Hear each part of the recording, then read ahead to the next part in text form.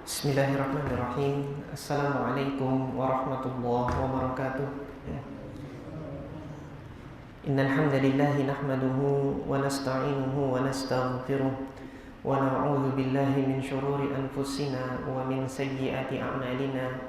Man yahdihillahu fala mudilla lahu wa man yudlil fala hadiya lahu. Wa asyhadu an la ilaha illallah wahdahu la syarika lahu wa asyhadu anna Muhammadan 'abduhu wa rasuluh.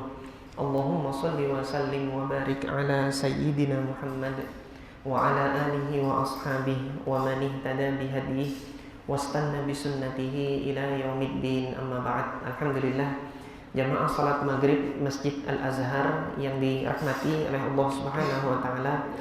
Insyaallah pada kesempatan malam hari ini melanjutkan kembali pembacaan kitab Riyadhus Shalihin, yang insya Allah hadis yang akan kita baca pada kesempatan malam hari ini adalah hadis yang ke-6 di dalam bab al-mubadarah ila al-khairat, bab tentang bersegera untuk berbuat baik. Nah, hadis yang ke-6 ini mengabarkan kepada kita tentang sabda Nabi, yaitu Nabi SAW mengabarkan kepada kita bahwasanya keburukan yang datang di masa yang akan datang nanti itu lebih buruk daripada yang terjadi saat ini. Nah, bagaimana hadis tersebut? Kita baca terlebih dahulu apa yang dinukilkan oleh Al-Imam An-Nawawi di sini. Al-Imam An-Nawawi rahimahullah mengatakan as-sadis, hadis yang ke-6. An Az-Zubair ibni Adi, diriwayatkan dari Zubair ibn Adi. Qal, beliau mengatakan, Ataina Anas ibn Malikin radhiyallahu anhu. Kami mendatangi Anas ibn Malik radhiyallahu anhu. Fasyakawna ilaihi, kami mengadukan kepadanya.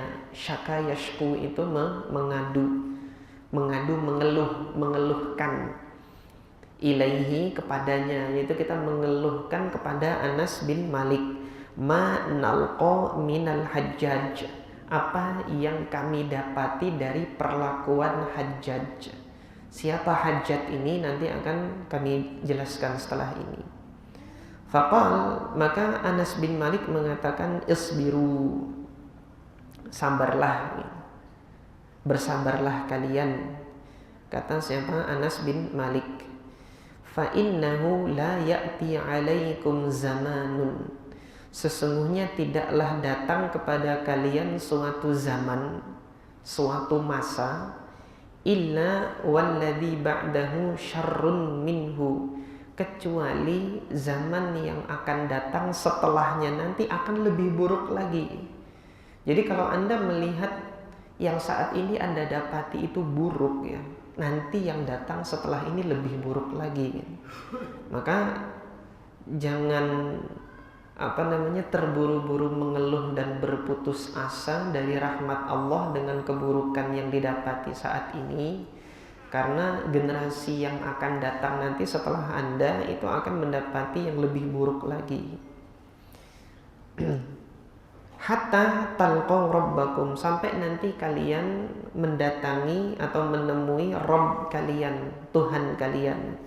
Artinya sampai kalian wafat nanti, masa yang akan datang ini nanti akan lebih buruk lagi.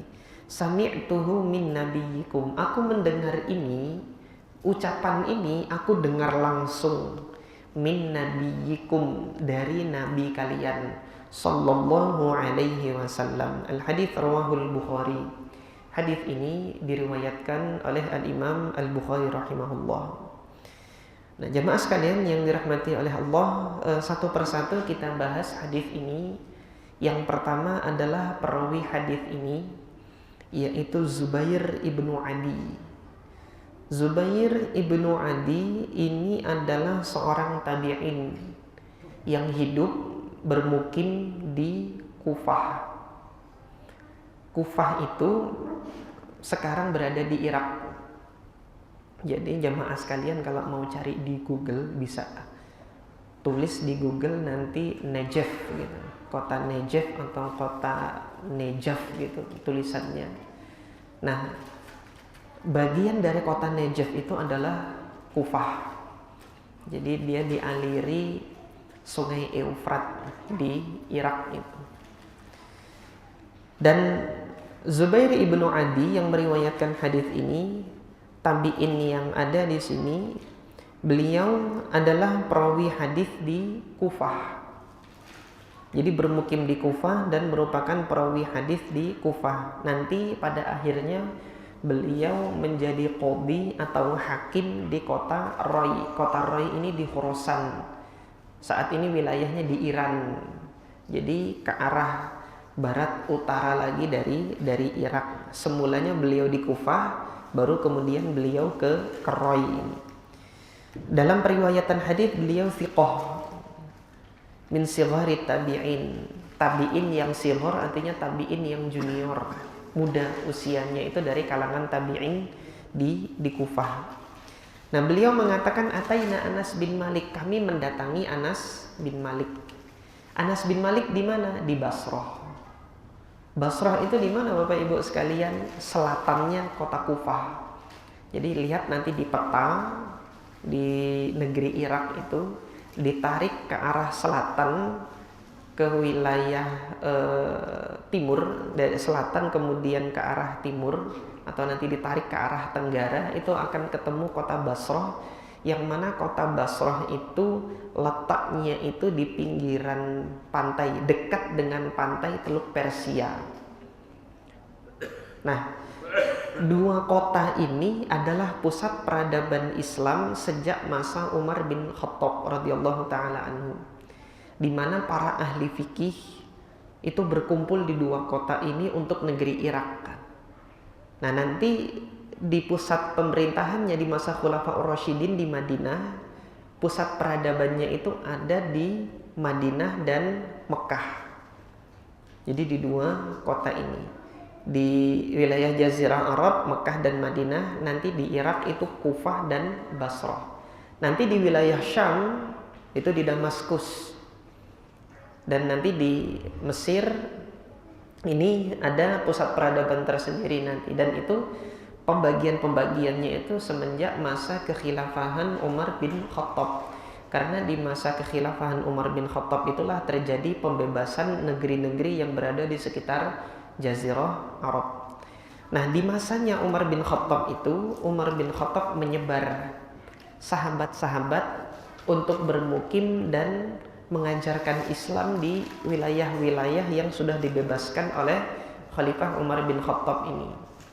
Nah, untuk di Basrah, Khalifah Umar ibn al-Khattab mengirim Anas bin Malik ini. Jadi Anas bin Malik ini menjadi mufti, menjadi qadhi yang menjadi rujukan pertanyaan masyarakat Basrah untuk belajar Islam itu kepada Anas bin Malik di Basrah. Nah, pada saat itu para sahabat Nabi ini sudah banyak yang wafat. Anas bin Malik ini umurnya sampai 100 tahun. Sehingga sahabat-sahabat Nabi sudah banyak yang wafat, Anas bin Malik ini masih hidup di Basrah. Dan Zubair bin Adi tabi'in yang datang mengeluh kepada Anas bin Malik ini tergolong tabi'in yang muda gitu. Beliau ini bisa jadi tabi'in karena anugerah Allah Subhanahu wa taala memberikan umur yang panjang kepada Sayyidina Anas bin Malik.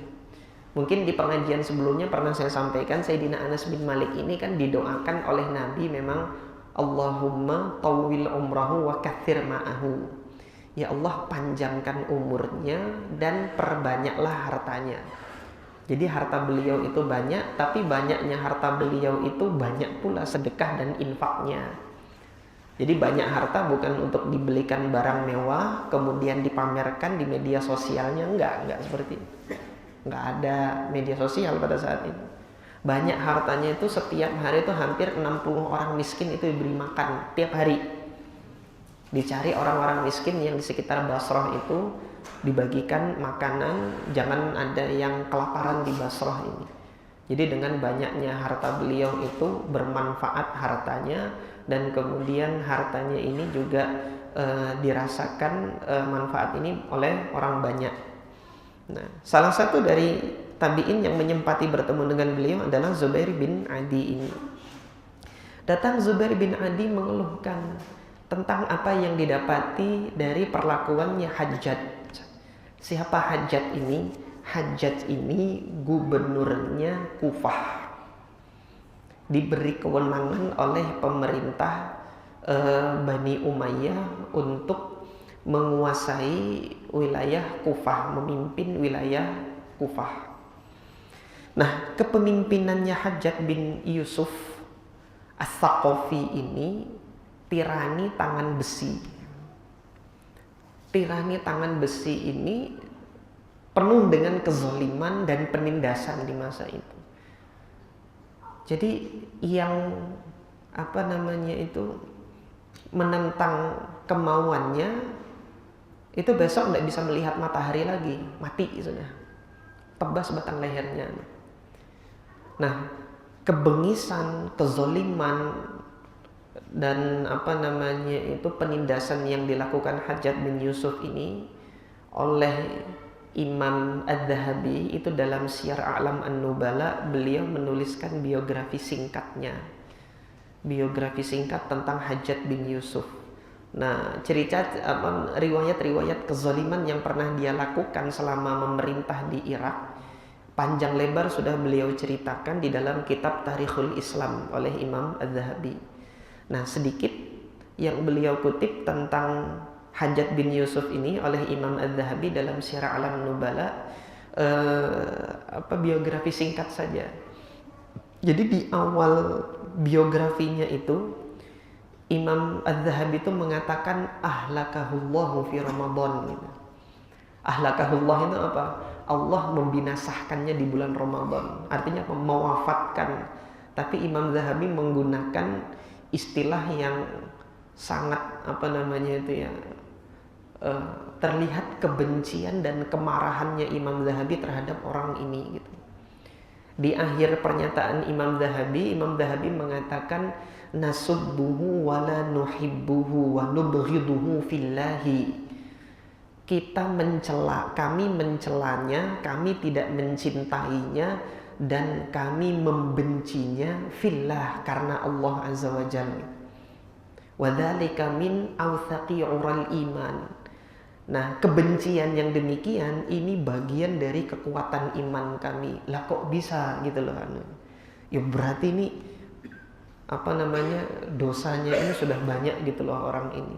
Sehingga dalam kitab sejarah itu ditulis dosanya daripada kebaikannya.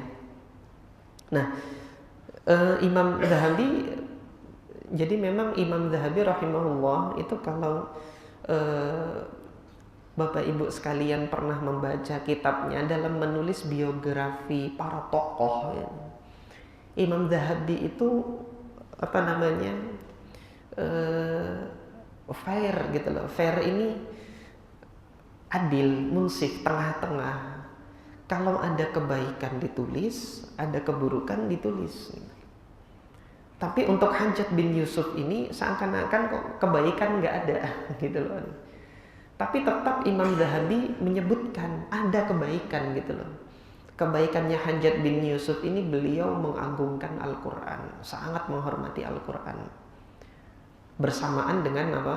Dengan kebiadabannya itu menumpahkan darah, safakan lid-dima. Beliau ini si Hajjaj bin Yusuf ini menumpahkan darah itu nggak hitung-hitung. Jadi yang ditumpahkan darah itu sahabat Nabi gitu loh. Jadi bukan orang sama ulama tuh nggak ada hormatnya. Tapi hormatnya alhamdulillah Allah masih beri orang ini penghormatan terhadap Al-Quran, sehingga Imam Dzahabi mengungkapkan itu kan walahu hasanatun maghmurah fi bahri dzunubihi. Dia masih punya banyak kebaikan-kebaikan di dalam lautan dosa yang dia lakukan. Jadi dosanya itu dikatakan oleh Imam Dzahabi sudah kayak laut, meskipun ada kebaikannya. Wa nufawwidu amrahu ilallah, dan kita menyerahkan perkaranya itu kepada Allah gitu kan. Allah yang punya kehendak, kalau Allah berkenan mengampuni, Allah ampuni. Kalau Allah tidak berkenan mengampuni, ini kewenangan Allah Azza wa Jalla. Nah, para ulama biografi seperti Imam Zahabi hanya menulis, menyampaikan, memberitakan riwayat yang valid sampai kepada beliau, kemudian beliau abadikan di dalam catatan sejarah itu gitu. Nah, di antara kebiadaban, kezalimannya siapa? Hajjaj bin Yusuf, beliau ini yang membunuh Abdullah bin Zubair. Jadi waktu itu Mekah itu dikepung. Abdullah bin Zubair ini menolak tunduk kepada kekhilafahan Umayyah di Syam. Jadi beliau memproklamirkan berdirinya kekhilafahan sendiri di Mekah. Ini sejak masanya Yazid bin Muawiyah, kemudian berganti kepada Muawiyah bin Yazid, berganti lagi Marwan bin Hakam, berganti lagi kemudian kepada Abdul Malik bin Marwan, baru bisa ditundukkan di masa Abdul Malik bin Marwan ini. Karena Hajjaj bin Yusuf ini gubernurnya Abdul Malik bin Marwan di Kufah ini. Nah, pada saat melihat Abdullah bin Zubair radhiyallahu an, ini sahabat Nabi, bayi yang lahir pertama ketika Nabi hijrah. Mungkin dulu pernah saya ceritakan di sini, Abdullah bin Zubair itu putra dari Asma binti Abi Bakar, ayahnya Zubair ibn al-Awwam, artinya cucu dari Abu Bakar As-Siddiq radhiyallahu taala anhu. Pertama kali lahir di Madinah setelah Nabi hijrah. Pada saat itu orang-orang Yahudi ngancam, kami akan menyihir kalian sehingga kalian itu semuanya mandul, nggak punya keturunan. Itu ancaman tukang sihirnya Yahudi di Madinah gitu. Nah, pada saat itu alhamdulillah Allah jadikan Sayyidah Asma binti Abi Bakar ini melahirkan Abdullah bin Zubair di tahun pertama hijrahnya Nabi itu.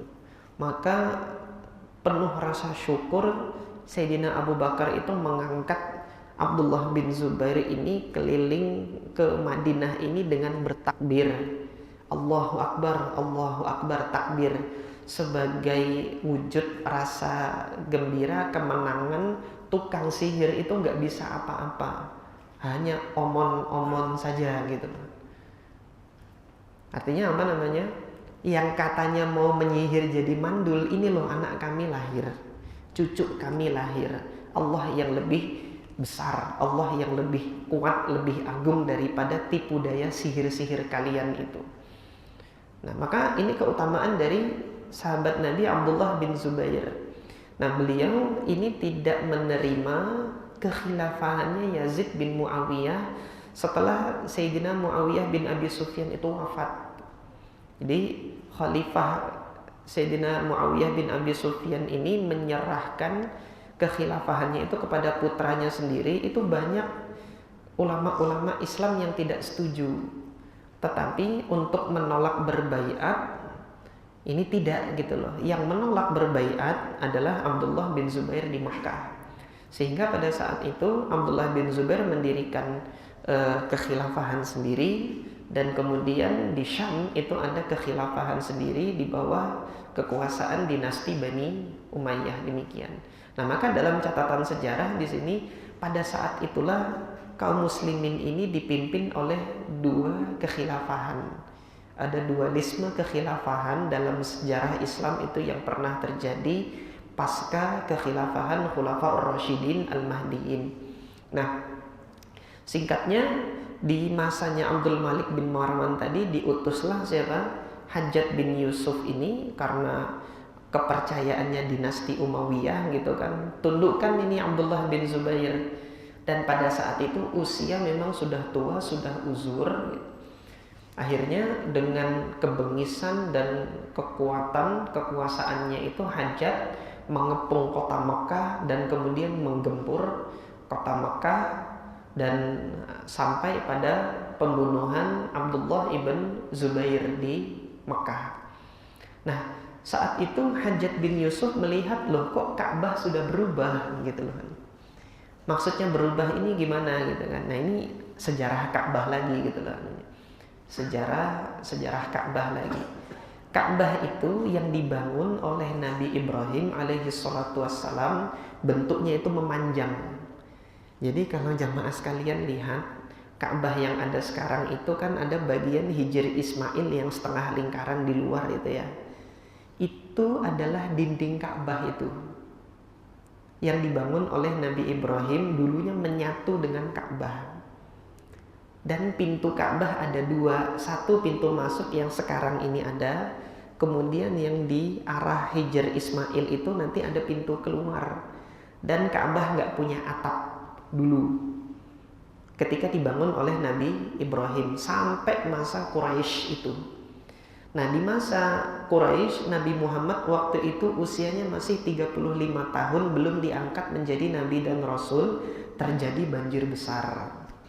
Ketika terjadi banjir besar, bangunannya banyak yang rusak. Sehingga orang-orang Quraisy bermusyawarah, ini kita benahi yang hancur-hancur atau kita bangun, kita hancurkan dan bangun semula gitu kan. Ada dua usulan. Nah, melihat kondisi bangunannya, mau tidak mau ini harus dihancurkan dan dibangun ulang gitu loh. Itu yang disepakati akhirnya, tapi mereka nggak ada yang berani merubuhkan, menghancurkan. Kenapa? Ingat peristiwa tentara bergajah. Tentara bergajah baru datang mau menghancurkan Ka'bah, udah hancur, Allah kirimkan burung ababil gitu. Lah kita nanti mau hancurkan gini, nanti kualat kita nih sama rumah Allah gitu. Ya sudah, saya saja yang berkorban. Ada satu orang akhirnya memberanikan diri berkorban, kalau nanti terjadi apa-apa pada diriku, berarti Ka'bah ini nggak boleh dihancurkan, tapi diperbaiki, direnovasi saja yang rusak-rusaknya gitu. Nah, dihancurkan satu bangunan gitu kan, ditunggu sampai besok, ternyata orangnya masih bangun pagi sehat walafiat, berarti nggak terjadi apa-apa, Allah ridho nih, udah hancurkan, baru dibangun kembali. Ketika dibangun kembali itu, bagian Ka'bah ini ada yang nggak mau dipindahkan, batunya itu loncat lagi masuk ke Ka'bah gitu. Sehingga ada yang memahami isyarat ini dari salah satu suku Bani Makhzum, mengatakan jangan ada di antara kalian yang memasukkan harta haramnya ke Ka'bah ini. Artinya infakkan harta kalian yang halal-halal saja. Itu Islam belum turun gitu loh. Jadi masyarakat kafir Quraisy itu sudah tahu halal haram, cuma ditabrak aja gitu loh. Nah, akhirnya mereka sepakat tidak memasukkan harta hasil ribanya, tidak memasukkan harta hasil pelacuran. Jadi di antara mata pencaharian Arab jahiliyah dulu, kalau punya budak, itu budak dilacurkan gitu. Jadi siapapun laki-laki mau menikmati budaknya nanti bayar sama tuannya gitu. Namanya zaman jahiliyah dulu seperti itu namanya. Nah, hasil dari itu nggak boleh dipakai untuk bangun Ka'bah. Nah, maka ketika mereka mengumpulkan dana-dana yang halal-halal dari mata pencaharian yang baik-baik, hanya bisa membangun segi empat yang sekarang itu. Bagian Hijr Ismail yang setengah lingkaran nggak bisa ditinggikan untuk bergabung, itu nggak bisa. Habis duit mereka sudah. Jadilah sekarang ini, gitu loh. Ini berlangsung sampai Fathu Makkah. Nabi mengatakan ketika Fathu Makkah, kalau bukan karena mereka ini baru masuk Islam, Ka'bah ini mau aku hancurkan lagi dan aku bangun sebagaimana bangunannya Nabi Ibrahim, gitu kata Nabi. Didengar oleh Sayyidah Aisyah. Sayyidah Aisyah ngomong sama ponaannya Abdullah bin Zubair tadi. Abdullah bin Zubair ini kan ponaannya Aisyah, putra dari Asma binti Abi Bakar. Asma binti Abi Bakar kakaknya Aisyah gitu loh. Aisyah dengar ini dari Nabi, disampaikan kepada Abdullah bin Zubair nih. Maka ketika Abdullah bin Zubair jadi khalifah, duit yang halal itu sudah banyak ada, beliau sangat memungkinkan sekali cita-citanya Rasulullah itu diwujudkanlah. Jadi yang dibangun oleh Quraisy itu dihancurkan, dibangun lagi sebagaimana bangunannya Nabi Ibrahim, menyatu panjang Ka'bah itu. Nah, sampai di sini jemaah sekalian, terwujud cita-cita Nabi. Hajjaj bin Yusuf enggak tahu gitu kan. Ketika penyerangan ke Mekah, Abdullah bin Zubair sudah dibunuh, loh kok Ka'bahnya begini gitu. Lalulah dilaporkan laporan yang buruk-buruk kepada Abdul Malik bin Marwan. Ini Abdullah bin Zubair sudah lancang berdusta atas nama Nabi, katanya ini bangunan Ka'bah yang diinginkan oleh Nabi, gini man. Nah, Abdul Malik bin Marwan, ya kalau gitu hancurkan. Hancurkan, dikembalikan seperti bangunannya Quraisy yang segi 4 dan kemudian setengah lingkarannya terpisah keluar lagi ya. Atas laporan dari Hajjaj bin Yusuf ini ya. Nah, sampai di Mekah baru kali itu penguasa Umayyah itu bisa naik haji. Setelah Setelah Khalifah Abdullah bin Zubair itu dibunuh oleh Hajjaj bin Yusuf ini ya. Nah, setelah Ka'bah ini sudah jadi sebagaimana dikembalikan kembali gitu kan bangunannya, Abdul Malik bin Marwan ini mencela Abdullah bin Zubair gitu kan. Nah, ketika mencela Abdullah bin Zubair didengar oleh salah seorang ulama di Syam ketika itu, menasehati Amirul Mukminin, mahlan Amirul Mukminin, wahai Amirul Mukminin, pemimpin mukmin gitu kan, pelan-pelan. Jangan terlalu ngegas gitu loh. Pelan-pelan. Maksudnya apa pelan-pelan?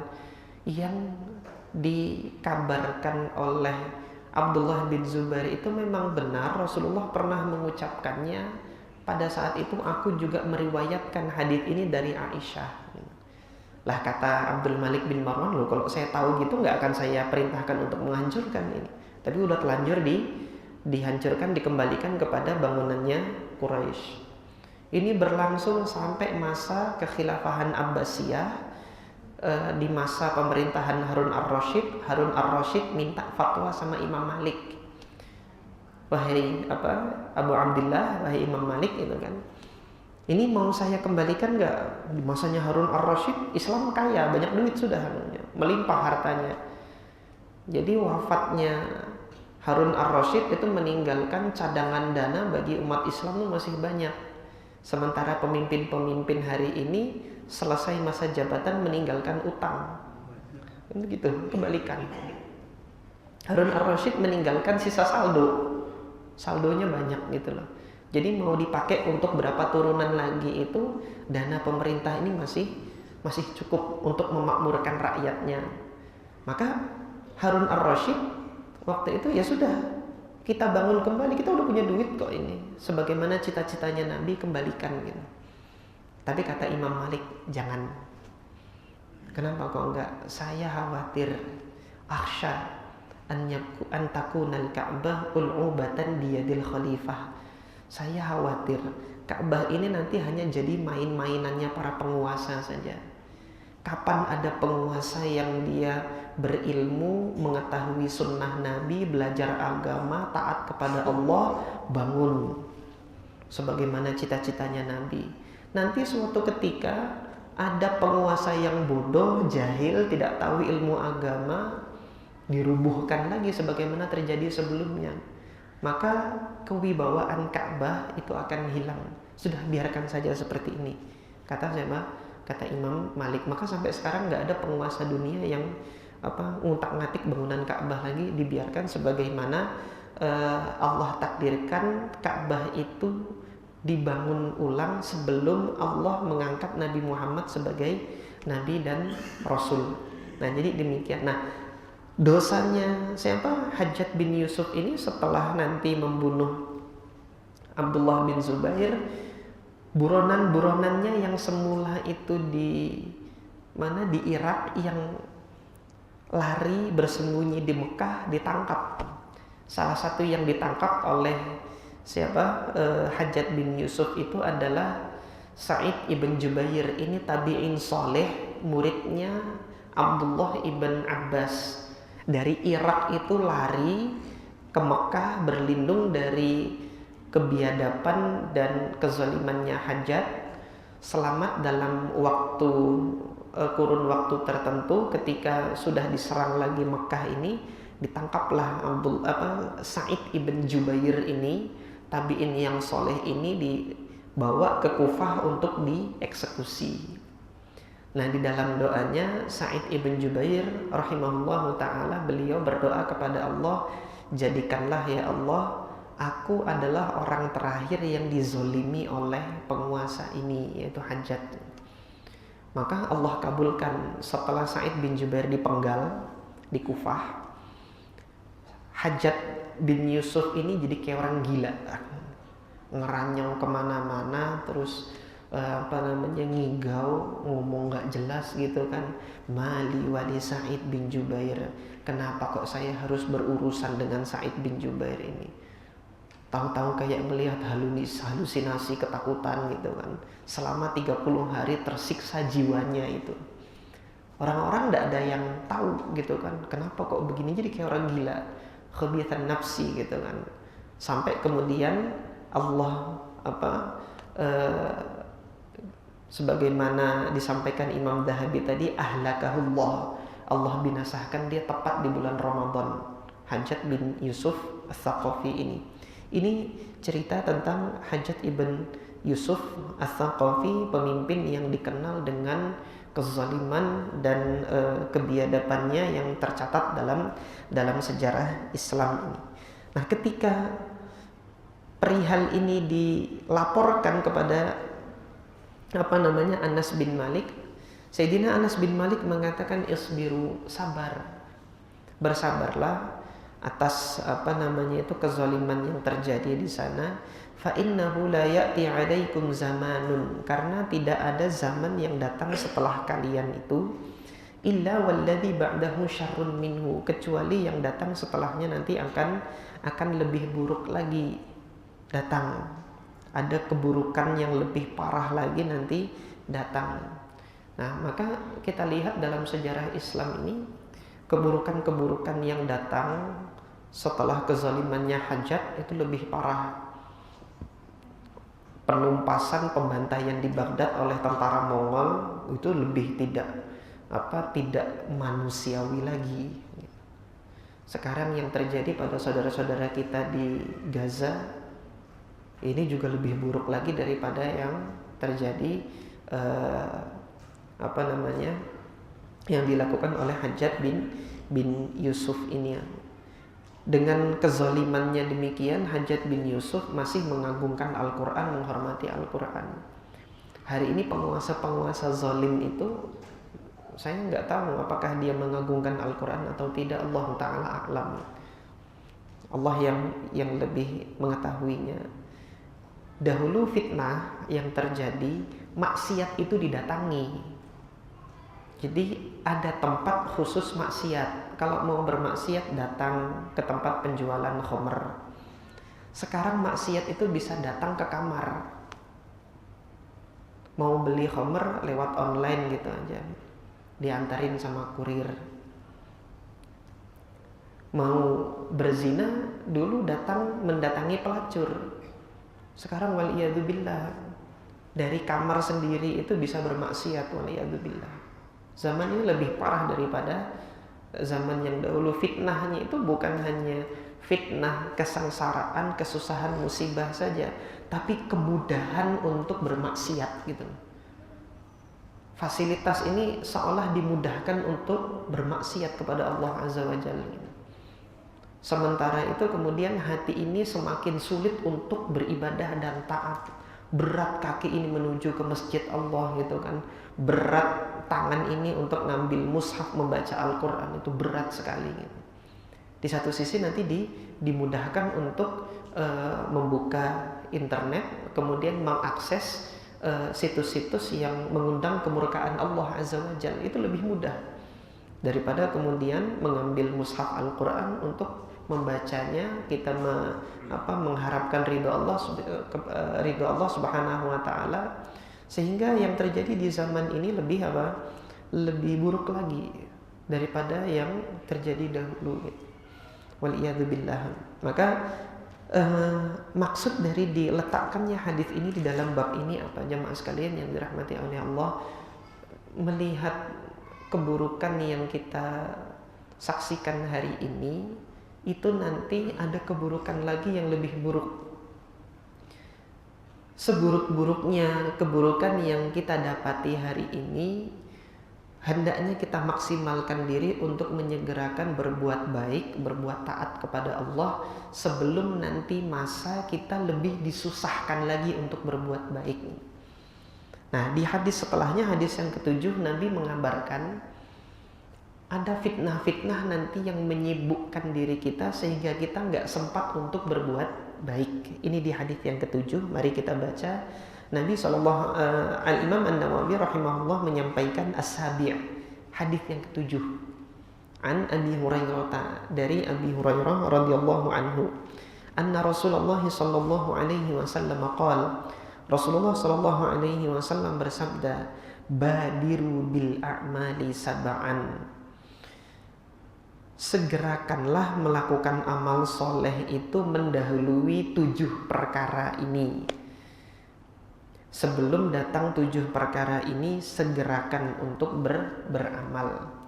Hal tantadhiruna illa faqran munsian, tidakkah Anda menunggu kecuali nanti telah datang kefakiran yang menjadikan Anda meninggalkan ketaatan. Jadi perihal pertama itu kefakiran yang menjadikan Anda meninggalkan ketaatan. Maka bersegeralah saat ini sebelum kefakiran itu datang, lakukan ketaatan kepada Allah. Waliyadzubillah, jemaah sekalian, saya mohon maaf kalau ada yang tersinggung ini saya sebutkan. Pernah kita lihat tidak orang yang kemudian beralasan sibuk bekerja sampai nggak sempat sholat di sekitar kita. Azan sudah berkumandang, tapi kemudian masih melanjutkan pekerjaannya. Kenapa lanjutkan pekerjaan? Kalau nggak kayak gini saya nggak bisa ngisi perut anak istri saya gitu kan. Hanya sekedar 5 menit saja atau 10 menit saja berhenti dari pekerjaannya untuk sholat gitu, nggak sempat. Ada yang demikian gitu. Saya pernah menyaksikan gitu kan, kok ada yang demikian gitu. Nah, artinya dalam hal ini sudah terjadi yang disampaikan oleh Nabi. Apakah itu yang ditunggu sehingga kemudian datang kefakiran, sehingga kefakiran itu menjadikan dirinya sibuk, hanya sekedar menyempatkan 5 menit sholat itu aja nggak sempat gitu loh. Waliyadzubillah. Kita berlindung kepada Allah dari diturunkannya musibah yang seperti ini. Musibah ketika 5 menit saja gitu kan, kita nggak bisa menyempatkan diri untuk sujud, menundukkan diri di hadapan Allah Azza wa Jalla. Au ghinan mudghiyan, kalau bukan kefakiran yang menjadikan kita sibuk, kemudian melupakan diri kita untuk taat kepada Allah, fitnah yang lain ini yang kedua yang sebutkan Nabi tadi kan ada 7. Yang kedua, ghinan mudghiyan, kekayaan yang menjadikan pelakunya itu bersenang-senang hingga melakukan kemaksiatan yang melewati batas. Jadi saking banyaknya harta yang dia miliki, bingung habiskannya itu untuk apa, dipakailah untuk bersenang-senang. Kesenang-senangannya ini semakin diperturutkan, semakin itu tidak memuaskan nafsu syahwatnya, sehingga kemaksiatan itu terus dilakukan. Sudah masuk waktu Isya, ini baru 2 yang kita sebutkan. Yang lainnya lagi nanti ada berupa penyakit, masa tua, atau kematian, atau nanti dajjal yang datang. Maka sebelum datang yang 7 ini, mari bersegerakan untuk melakukan ketaatan kepada Allah Subhanahu wa Ta'ala sebelum kita disibukkan oleh hal-hal yang melupakan kita dari ketaatan kepada Allah Subhanahu wa taala. Nanti insyaallah hadis yang ketujuh ini akan kita pelajari lebih lanjut di pertemuan yang akan datang. Aqulu qauli hadza wa astaghfirullah li wa lakum. Subhanakallahumma rabbana wa bihamdika asyhadu an la ilaha illa anta astaghfiruka wa atubu ilaik. Assalamualaikum warahmatullahi wabarakatuh.